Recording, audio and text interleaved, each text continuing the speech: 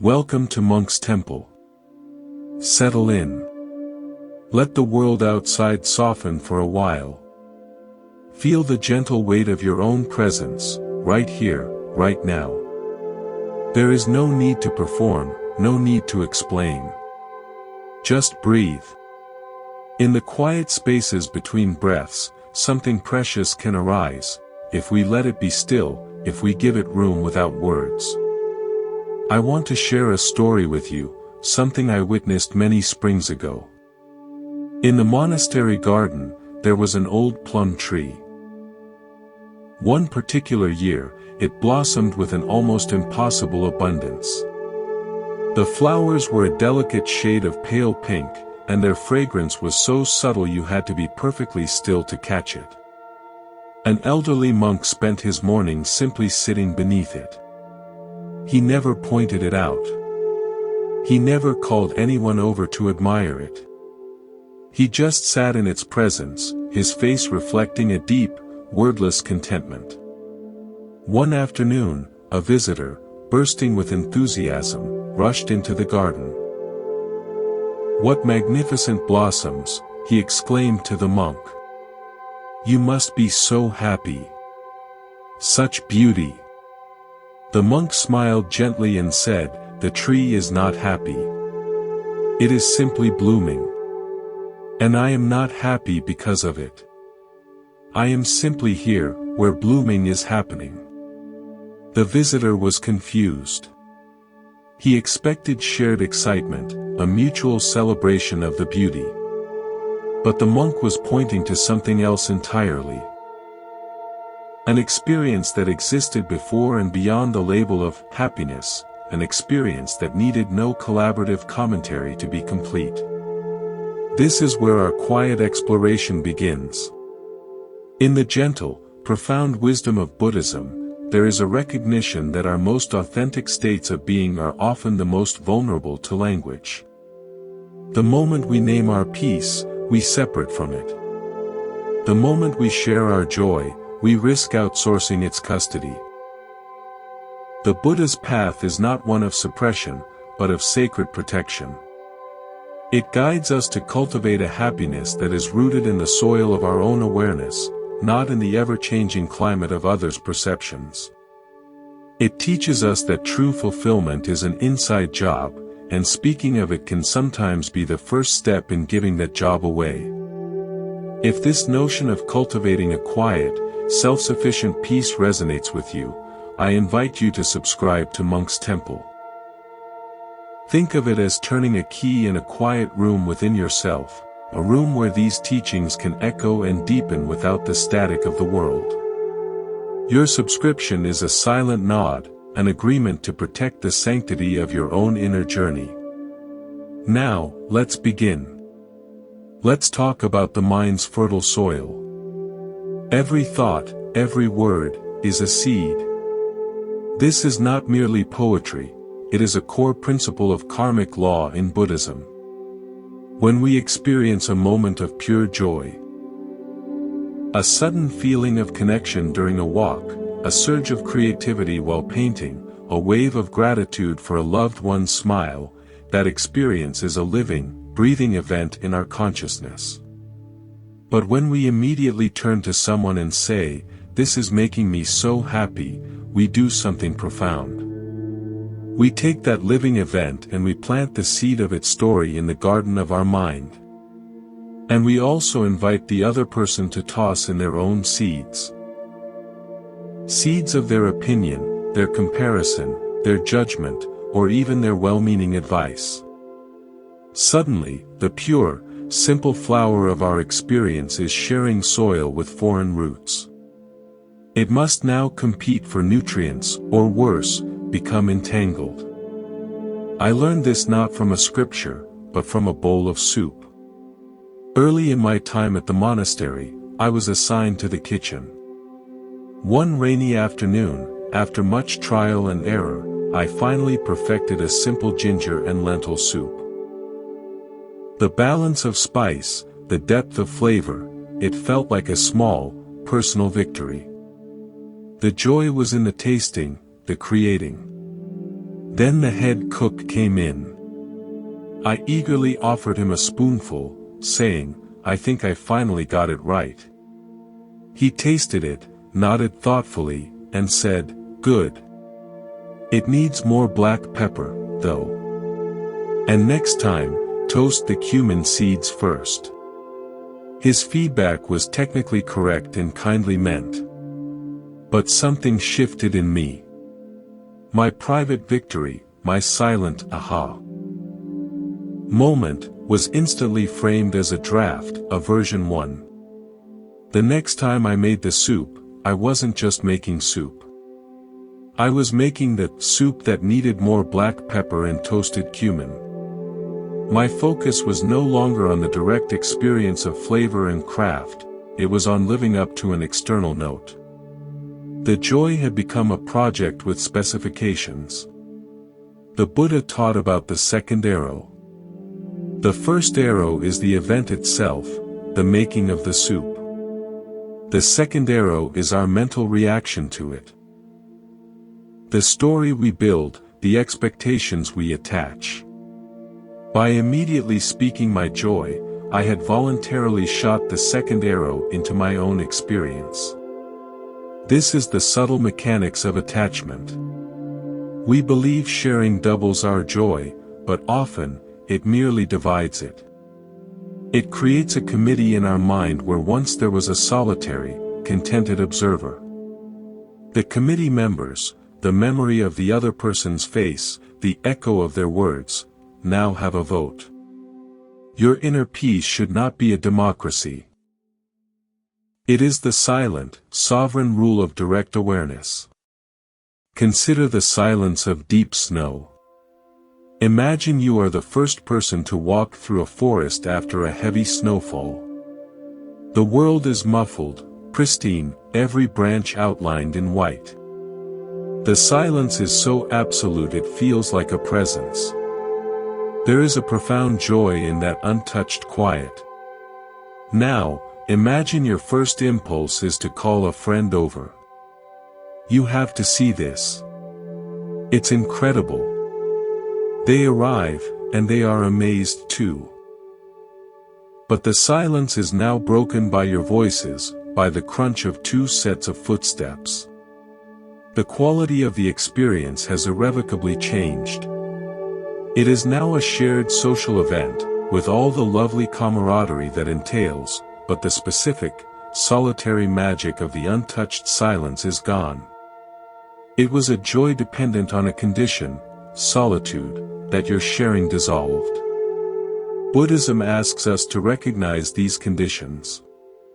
Some joys are like that snowscape, their essence is in their undisturbed nature.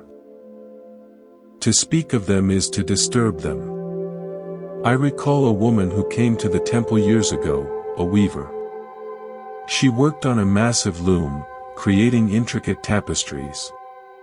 She told me that her deepest moments of peace came not when she finished a piece and displayed it, but in the middle of the night, when she would sit at the loom and weave by the light of a single candle. No one was watching. No one even knew she was there. In that silent, rhythmic motion, the click of the shuttle, the feel of the thread, she would disappear. There was no weaver, no tapestry, no art. There was just the movement and the moment. That, she said, was her true happiness. It was a happiness that could not be shared, because the act of sharing would require stepping out of the moment and becoming the weaver again, the one who describes. She had instinctively learned to protect the conditions that allowed her joy to exist in its purest form, anonymity and silence. This is the first, vital understanding: your mind is a sensitive ecosystem. What you introduce into it through speech, your own and others, alters its balance. The Buddha's teaching on right speech is not just about avoiding lies or harsh words. It is about understanding the profound power of utterance to shape reality. To speak is to cast a spell. When you speak of your joy, you are casting a spell that can either preserve it in a fragile crystal or expose it to the weathering elements of the world. Wisdom lies in knowing when the most powerful spell of all is the spell of silence, which allows things to simply be as they are. Let's continue. We carry this idea that when we share our heart's joy, we are offering a gift on a clean, open palm. We imagine the other person receives it just as we give it, pure, unfiltered, understood. But the Buddha, with his boundless clarity into human nature, taught that this is rarely how it works.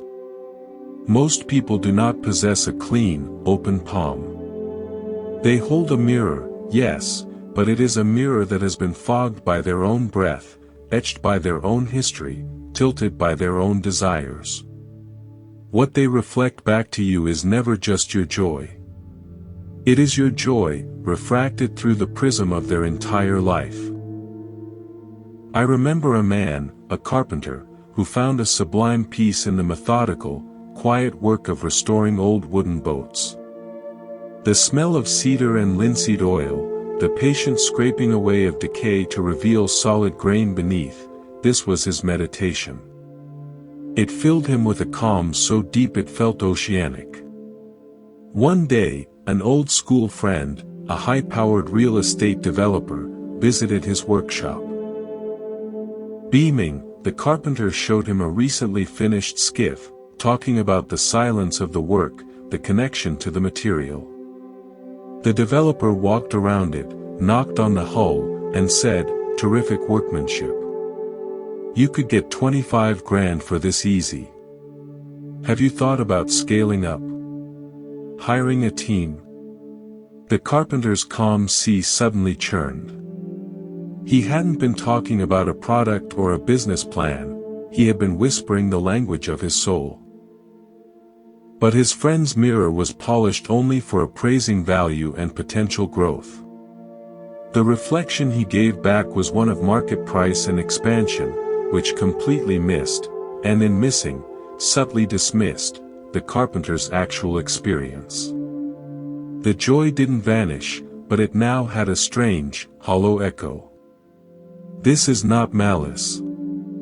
It is the simple, universal condition of samsara, the cyclical world of conditioned existence. As the Buddha outlined, our perceptions are shaped by the kleshas, the mental afflictions, desire, aversion, ignorance, pride, jealousy. When someone hears of your happiness, these are the lenses through which they view it. A person burdened by envy may see your joy as a taunting reminder of what they lack. A person trapped in anxiety may see your peace as a naive blindness to danger. A person driven by ambition may see your contentment as a lack of ambition. They are not truly seeing you. They are meeting your reality with their own unresolved story, and their response, however kindly intended, is often a chapter from that other, entirely different book. There is a metaphor I hold close. Imagine your genuine, inner joy is a clear, single note played on a perfectly tuned flute. It is pure vibration. Now, imagine taking that flute into a cavernous hall where hundreds of other instruments are hanging, all still humming faintly from having been played earlier. When you play your clear note in that hall, the sound that fills the space is not just your note. It is a complex resonance, your note interacting with the lingering vibrations of every other instrument. A cello's leftover mournful drone might tinge your note with sadness. A trumpet's brassy memory might make it seem arrogant. The hall itself might amplify certain overtones and swallow others. You are not just hearing your flute. You are hearing the entire history of the hall. This is what happens when you share your joy with an unprepared mind. You are not heard in isolation. You are heard within the vast, echoing chamber of their past experiences, their current moods, their hidden wounds, and their dormant dreams. The Buddha emphasized the preciousness of kalyanamitta, spiritual friendship. This is the rare connection with someone who has, to some degree, stilled the idle humming of their own instruments. Their hall is quiet. When you play your note, they can hear it for what it is, and perhaps their own quiet, aligned instrument will resonate in true harmony, not distortion. But to assume this of every person, of every conversation, is to ignore the fundamental teaching of conditioned existence. Wisdom is knowing that your most delicate joys require a specific environment, just as a rare orchid requires specific humidity and shade. Broadcasting it onto the open, windy plain of casual conversation is not generosity. It is a misunderstanding of ecology. Let me tell you a story about a teacher I once had, not of Buddhism, but of astronomy. He was a man who found rapturous joy in mapping the constellations with his students. One night, during a viewing of a particularly brilliant meteor shower, a student turned to him, breathless, and said, "It makes you feel so small, doesn't it? So insignificant." The teacher paused, then said softly, "No. It makes me feel connected. The calcium in my bones, the iron in my blood, it was forged in the heart of a star that exploded long before this earth was born. I am not looking out at the universe. I am the universe, looking back at itself." His joy was a cosmic, unitive wonder. The student's frame, the awe of smallness, was a different, though valid, lens. Had the teacher tried to explain his deeper feeling in that moment, it might have sounded like a correction or a one-upmanship. Instead, he often held that feeling quietly. To share it would have required another person to have done the inner work of dissolving their own sense of separate smallness, a work most are not ready for. His silence was not a hoarding of wisdom, but a respect for the journey of others. He knew that his unitive joy, spoken aloud, might be heard through the lens of insignificance and cause confusion or rejection, thereby disturbing his own peace. This is a crucial aspect of the teaching. Protecting your joy is also an act of compassion for the other person. When you display a profound, inner-derived peace, you can unintentionally become a mirror for another's unrest. Your contentment highlights their dissatisfaction. Your quiet joy can prick their latent sense of lack. This can provoke what seems like skepticism or undermining. Are you sure you're not just avoiding real life? That peace seems fragile. These are often not attacks, but the defensive rustlings of a mind unsettled by its own reflection. By choosing not to place your serene state directly in their line of sight, you spare them that trigger, and you spare yourself the turbulence of their defensive reaction. You allow both of you to remain in your own weather systems without creating a storm.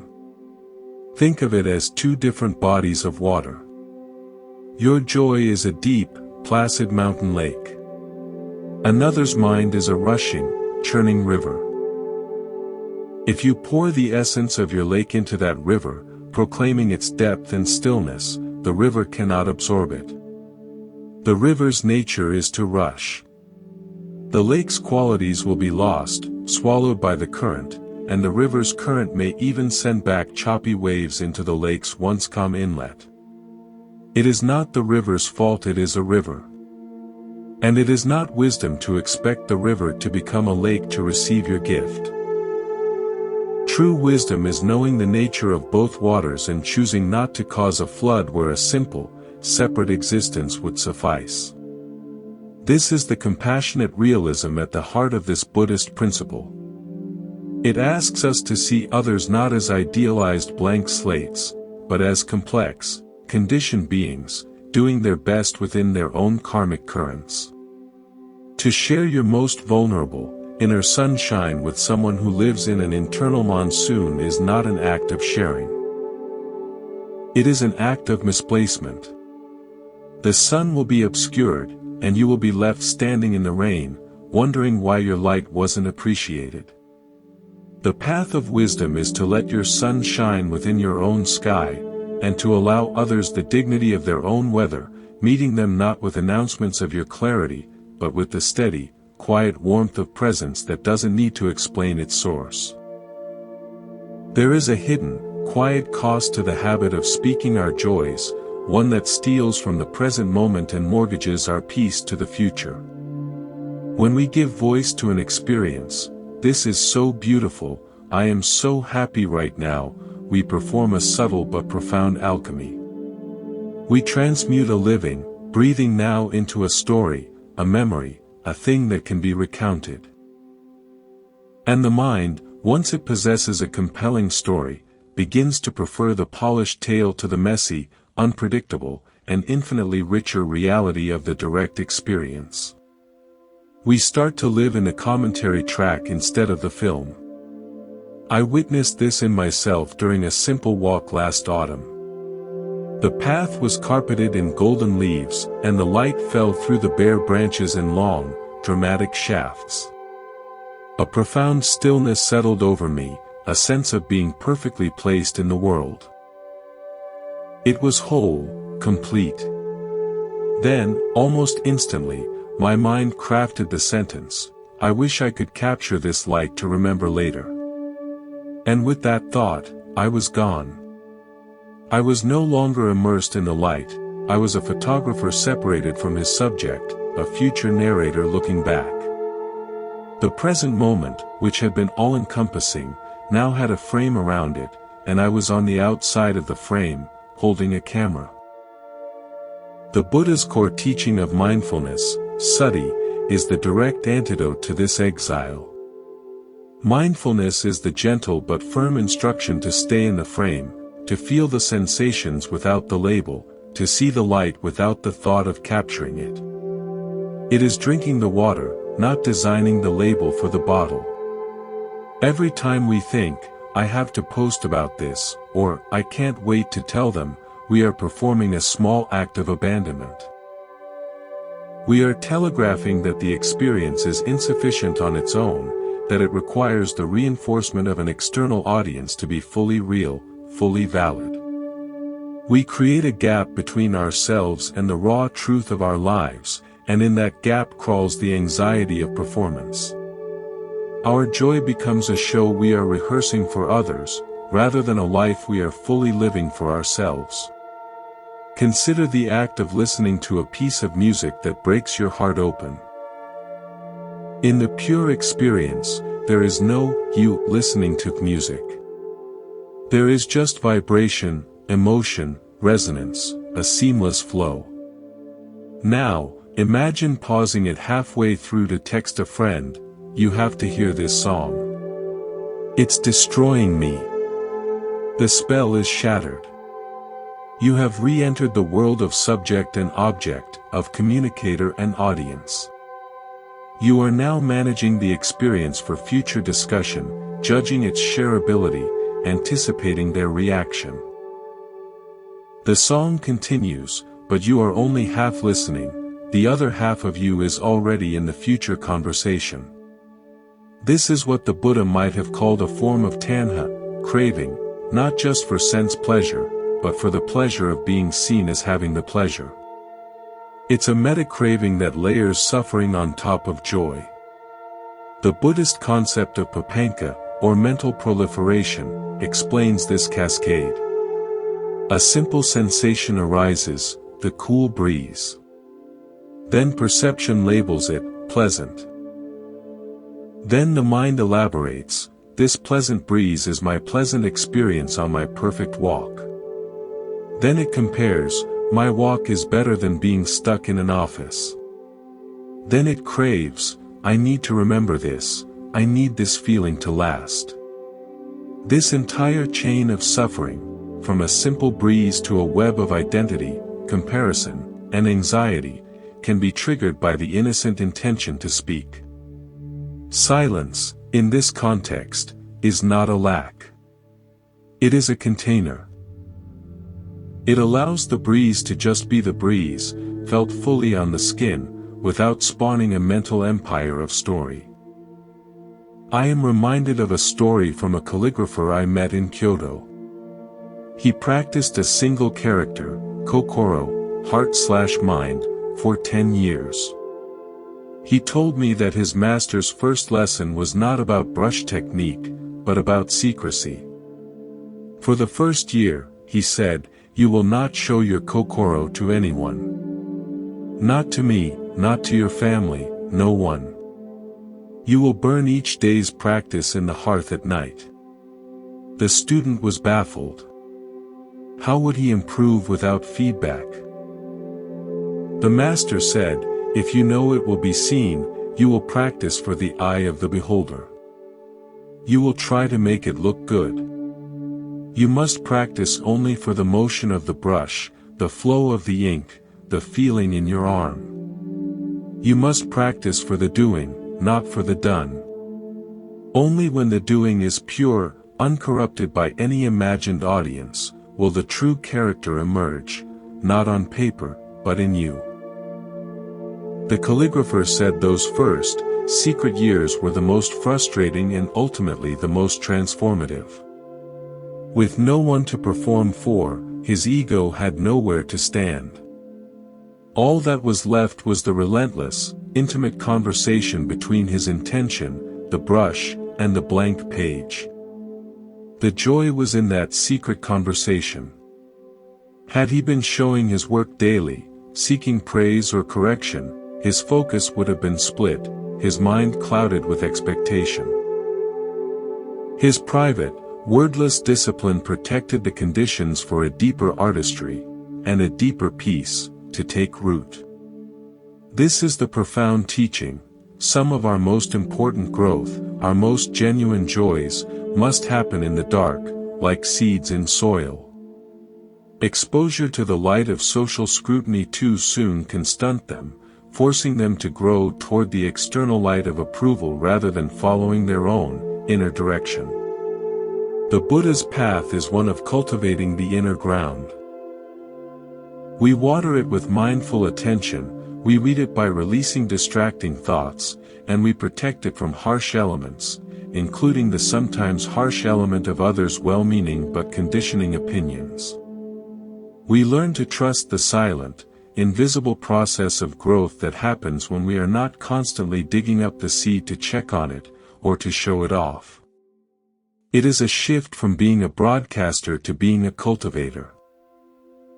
A broadcaster's success is measured in reach, in reaction, in external validation. A cultivator's success is measured in the health of the garden, in the quality of the fruit, in the silent satisfaction of a job done in harmony with nature.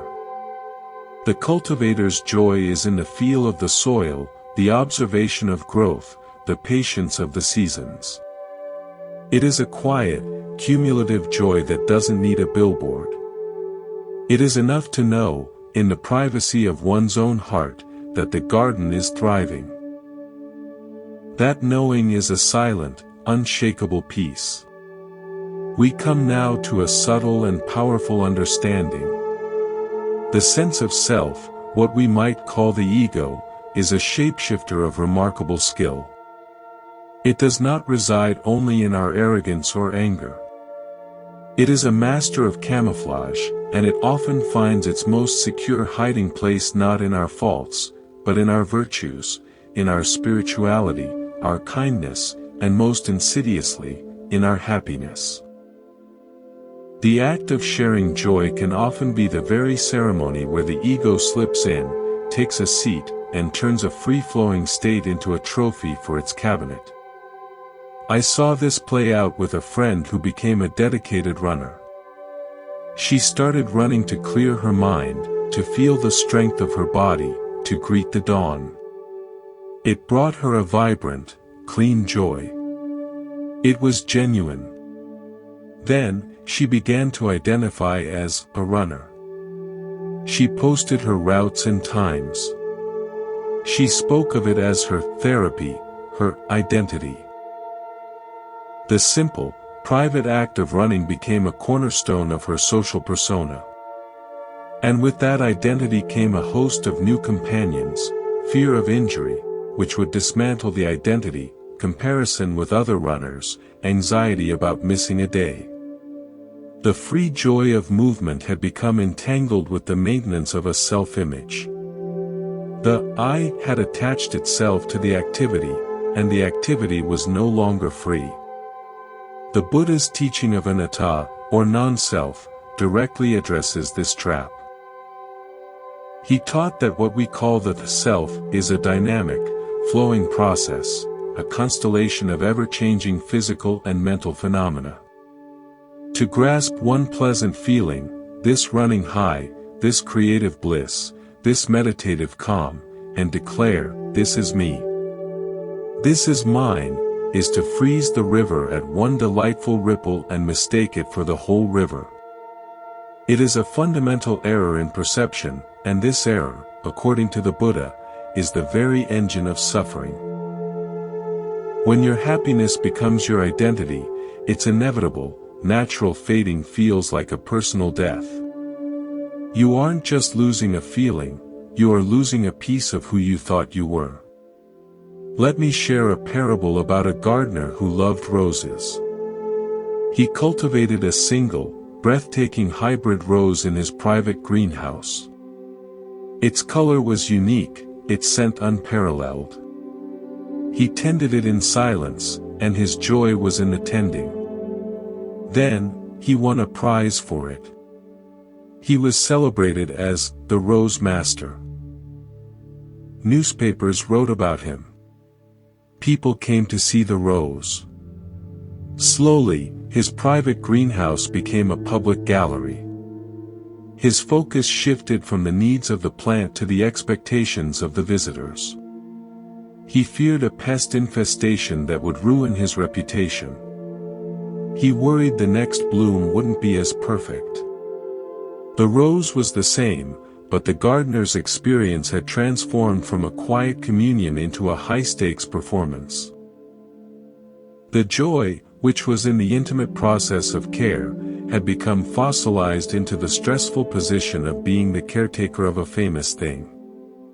The ego had successfully hidden inside his passion and turned a living love into a lifeless title.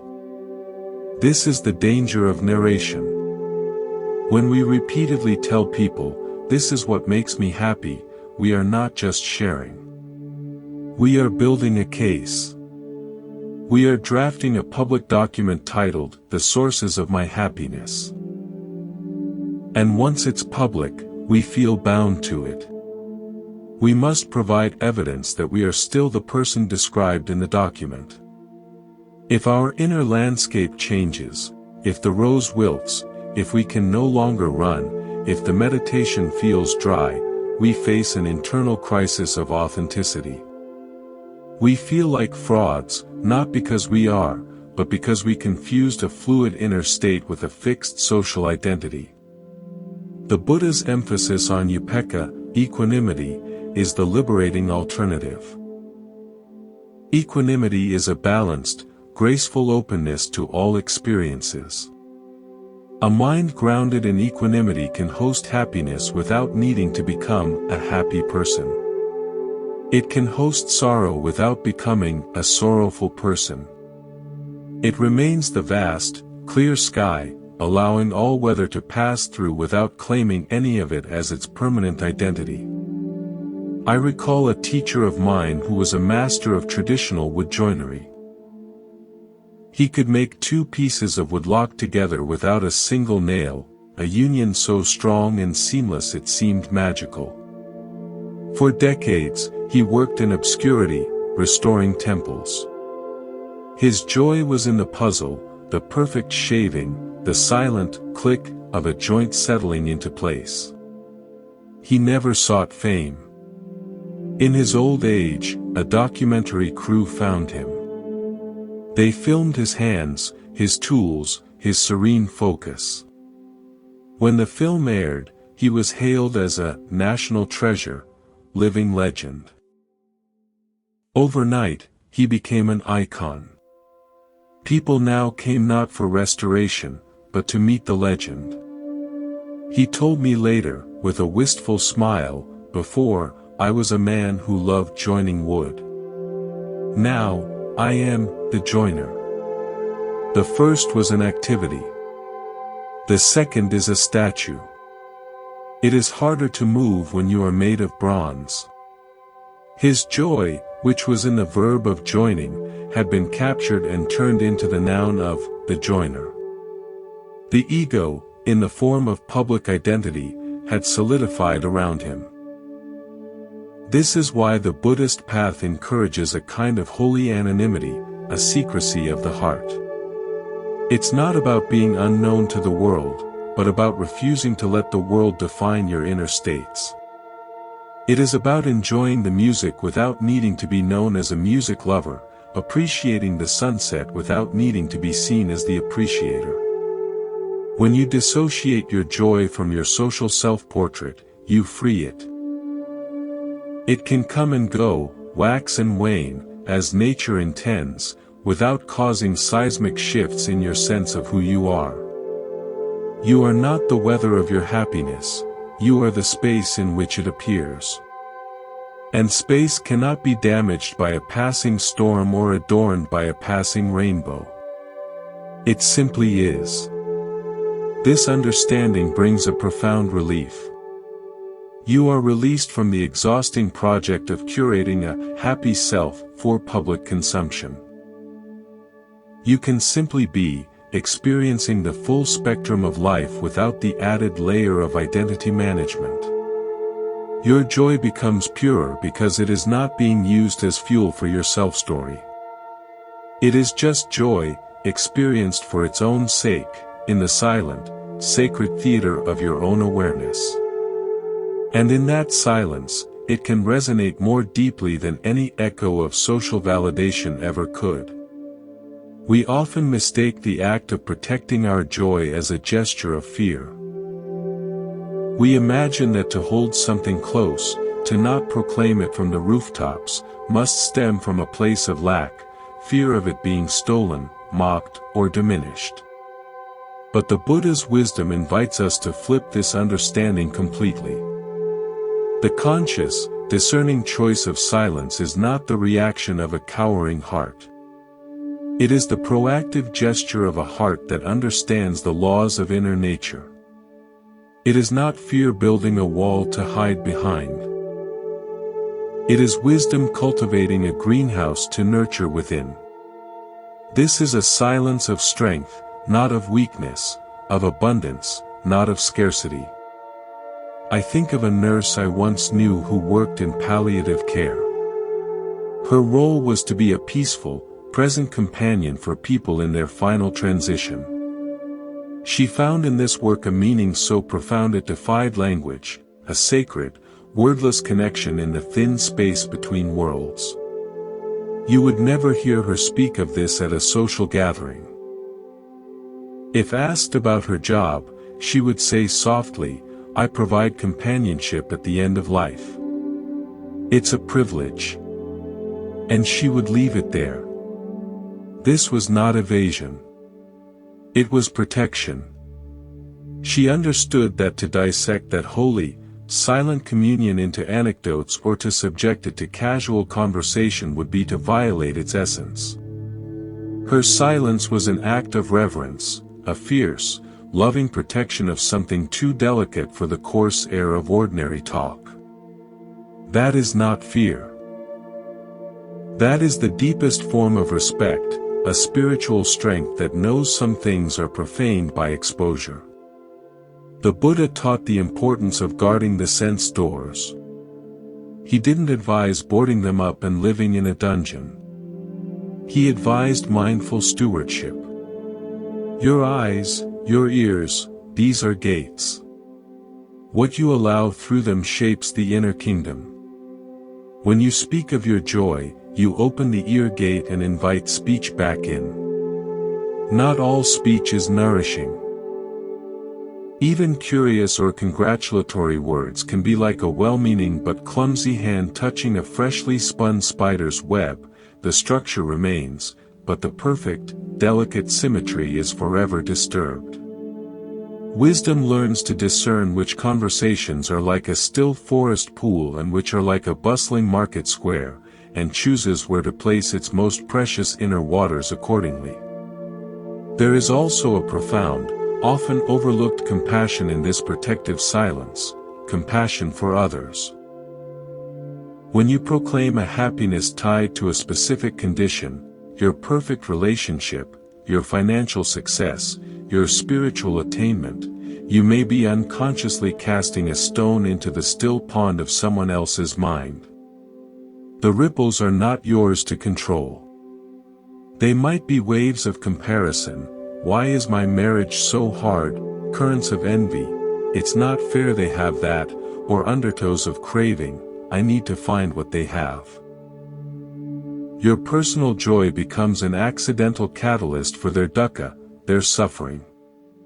Is this your intention? Of course not. But a wise and compassionate person, one walking the Buddhist path, considers the wider impact of their actions. Sometimes, the most generous, bodhisattva-like act is to let your joy be invisible, to not let it become one more object of craving in a world already burning with desire.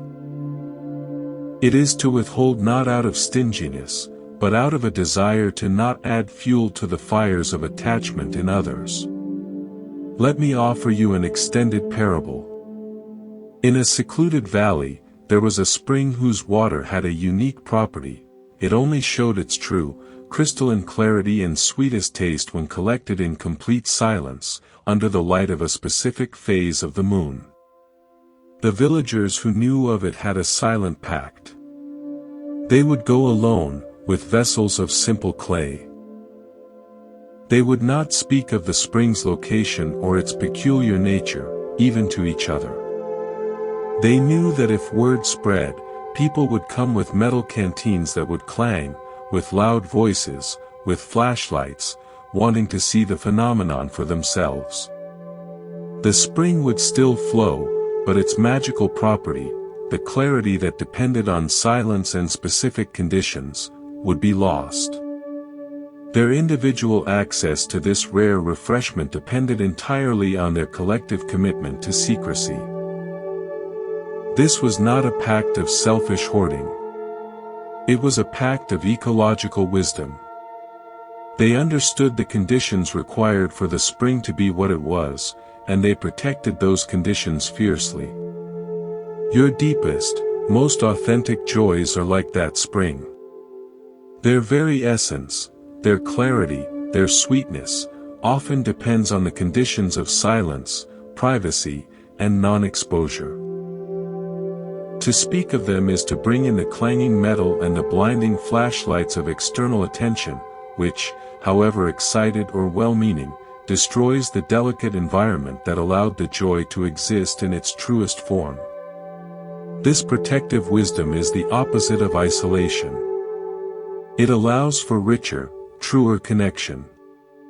When you are not constantly managing the perception of your happiness, you are freer to be genuinely present with others. You are not half in the conversation and half in your mind, crafting your next statement about your good fortune or monitoring their reaction to it.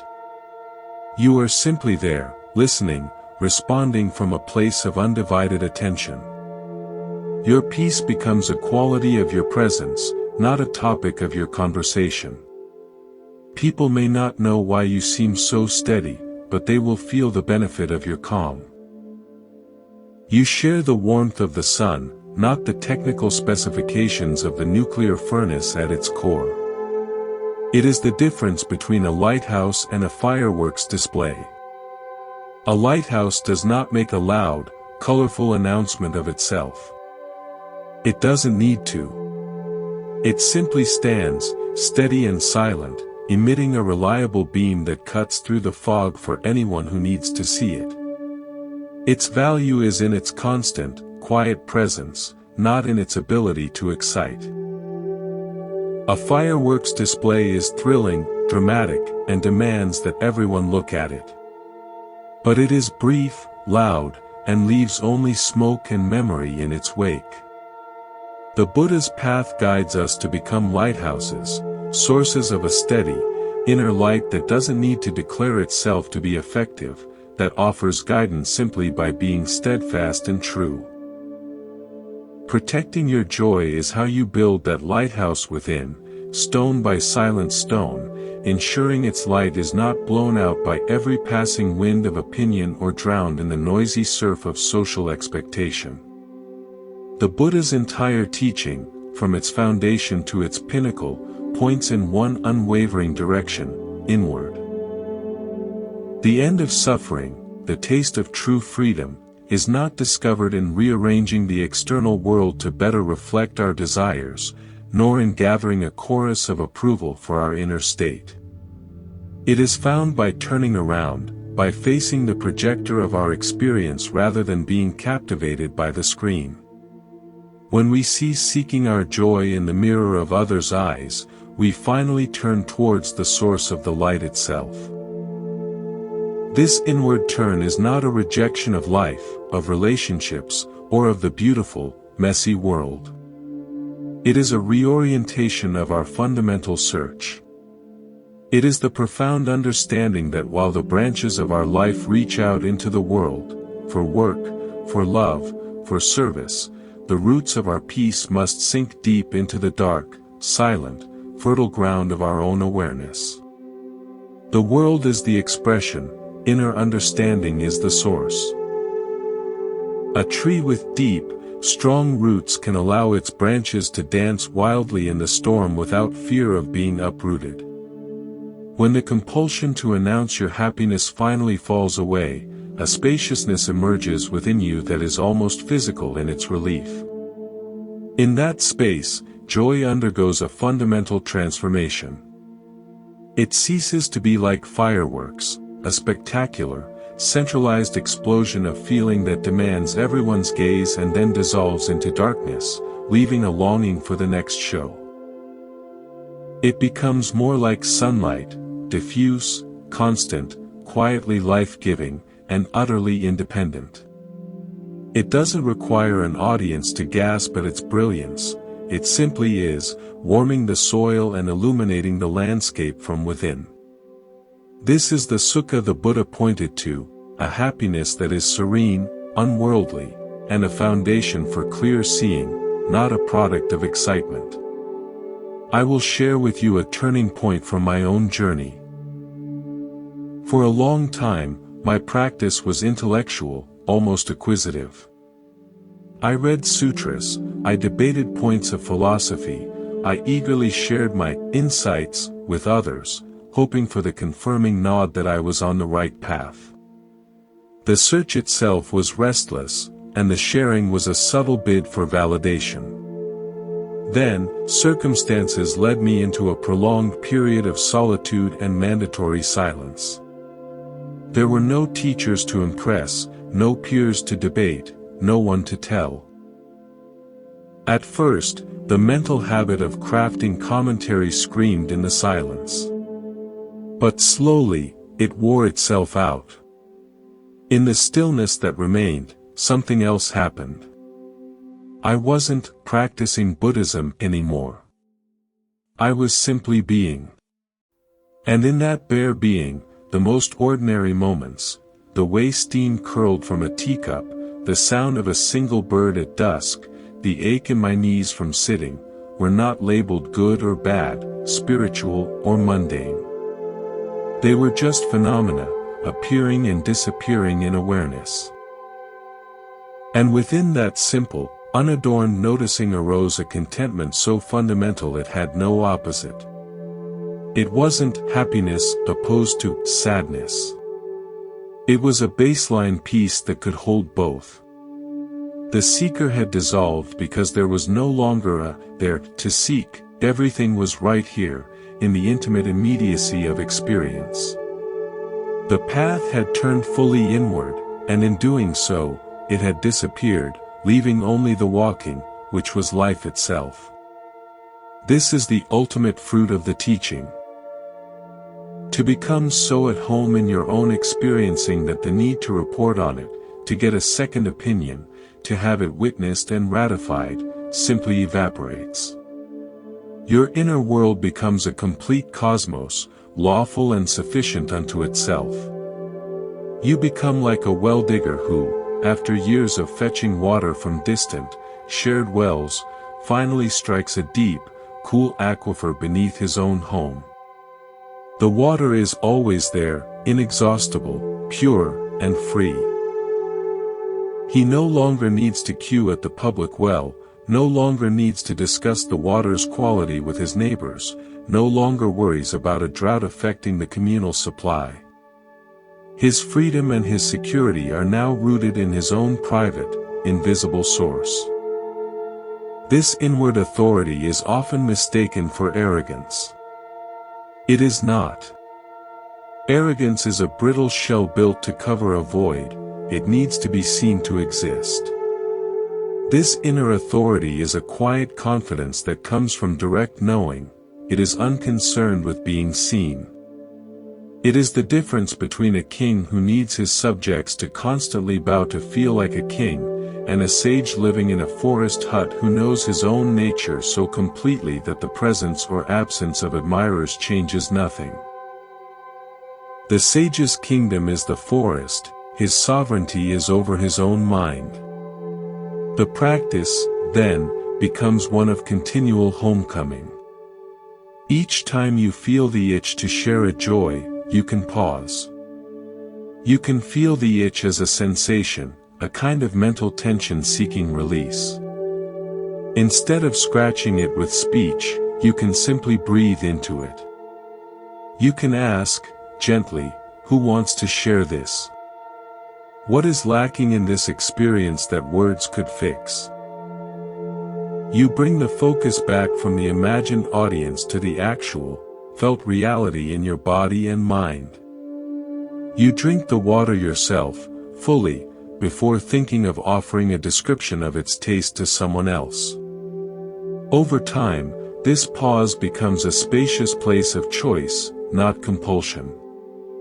You may still choose to share, but it will be a sharing born of fullness and connection, not from a need to complete an incomplete experience.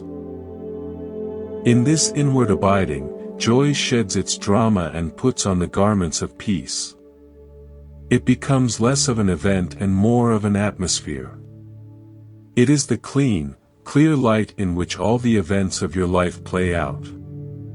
Because it is not tied to any specific event, it cannot be taken away when events change.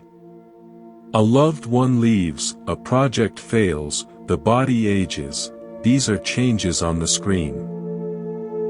The light of awareness that illuminates the screen, that allows you to see the pain of loss with clarity and compassion, remains untouched. This light is your true refuge. The Buddha called it the island unto oneself. You are not isolating yourself on this island. You are discovering that you have always been there, and from this place of unshakable ground, you can relate to the entire ocean of the world with wisdom and compassion, without drowning in its waves. Let's complete our journey. We have walked through the landscape of quiet joy, exploring the wisdom of protecting what is most precious within us. We've seen how the mind's soil is shaped by the seeds of speech, how others see through the fog of their own desires, and how narration can steal the present moment.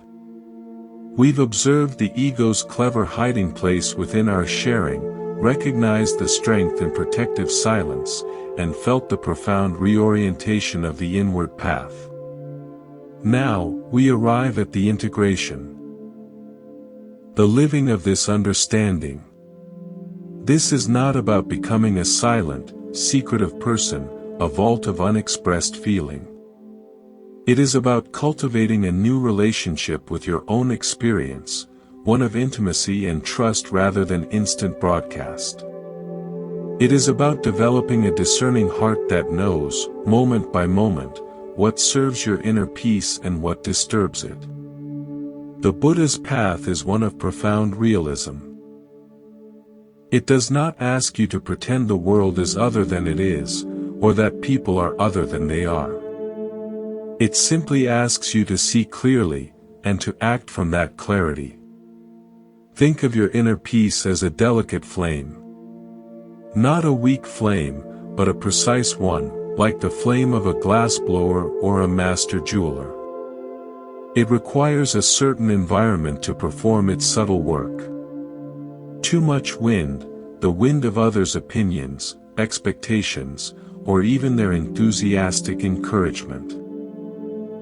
And it flickers, distorts, or goes out. The wise artisan does not work in a gale. He builds a shelter, not out of fear of the wind, but out of respect for the craft. He controls the environment so the flame can do what only it can do. Your conscious silence is that shelter. It is not a denial of the world's wind, it is a skillful means of creating the conditions for your inner craft, the craft of peace, to proceed undisturbed. So, how does this look in a life? It looks like release. It feels like relief. It looks like enjoying a beautiful meal without photographing it first. The enjoyment is for the senses, not for the archive. It feels like the simple, unmediated pleasure of taste, smell, and texture, uninterrupted by the mental choreography of finding the right angle and caption. It looks like experiencing a professional success and, rather than immediately crafting a social media post, simply letting the feeling of accomplishment settle in your bones. You might share it later with a select few who truly understand the journey, but the primary validation comes from your own visceral knowledge of the effort expended and the obstacle overcome. The joy is consumed inwardly first, where it nourishes you, rather than being instantly offered up for external consumption. It looks like feeling a surge of love for your partner or child and, instead of declaring it, expressing it through a touch, a look, an act of service. The feeling moves directly from heart to action, without being filtered through the linguistic processor that seeks to label and announce it. The action becomes the pure language of the heart. It looks like sitting in meditation and finding a moment of stillness. The old habit might be to think, this is it. I'm finally getting it. Which is immediately a narration that pulls you out of the stillness. The new relationship is to simply notice the thought as another passing cloud, and gently return to the stillness itself, without comment, without portfolio building for your spiritual identity. This practice creates a cumulative effect.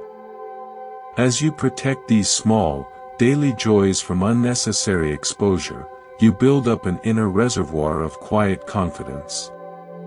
You are no longer a pauper begging for the coins of external validation. You become a sovereign in your own realm, whose currency is authentic experience. Your sense of worth, of peace, of okayness, becomes decoupled from the fluctuating stock market of social feedback. A critical comment may land, but it lands on the solid ground of your own self-knowing, not in the volatile waters of an identity that needs propping up. Praise may come, and it is enjoyed like a pleasant fragrance, but you do not cling to it or build your home upon it, for you know it too is fleeting. The ultimate freedom the Buddha pointed to is just this, freedom from dependency.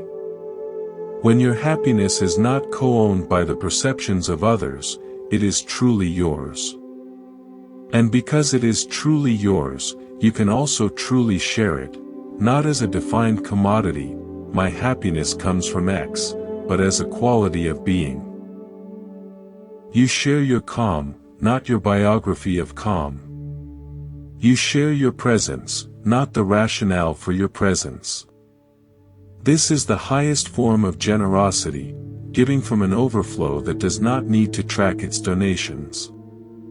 Let me leave you with one last, original story. There was a master mapmaker, famed for his accurate and beautiful renderings of distant lands. In his old age, he retired to a small cottage. His students, seeking his final wisdom, would visit and ask about his greatest maps, the secret techniques of his craft. He would smile and offer tea.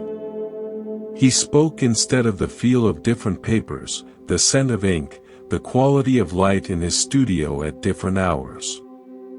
Frustrated, one student finally blurted out, "But master, tell us of the mountains you charted. The rivers you were first to name."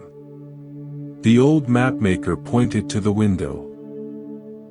A simple, uncarved stone sat on the sill, catching the afternoon sun. "For 40 years, he said softly, I traveled to name things.